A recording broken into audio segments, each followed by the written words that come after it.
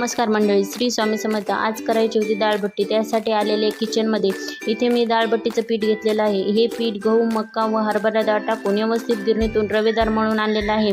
आता यामध्ये ओवा, हळद, 2 चमचे तेल, मीठ आणि खायचा सोडा टाकून व्यवस्थित घट्ट गोळा मळून घेतलेला आहे. आता याला उकडण्यासाठी मी इथे पाणी ठेवलेलं आहे. पाण्यामध्ये तेल टाकलं आहे. तेलाने आपल्या बट्ट्या एकमेकाला चिटकत नाही. पिठाला तेल लावून आता मी व्यवस्थित गोळे करून घेणार आहे. आता पाण्याला उकळी आल्यावर त्यात गोळे उकडायला टाकून देणार आहे. बट्ट्या आपल्याला मीडियम गॅसवर उकडून घ्यायच्या आहेत. आणि आता वरणासाठी मूग डाळ शिजून घेतलेली होती आणि वरण करायला लसूण, हिरवी मिरची, कोथिंबीर आणि खोबऱ्याचं वाटण करून घेतलेलं आहे. इथे मी वरणाला फोडणी दिलेली आहे आणि वरणाला फोडणी झाल्याच्या नंतर आता मी डाळबट्टी तळून घेणार आहे. डाळबट्टी तळायची झाल्याच्या नंतर आपली रेसिपी तयार आहे. व्हिडिओ आवडल्यास व्हिडिओला लाईक आणि चॅनलला सबस्क्राईब नक्की करा. धन्यवाद.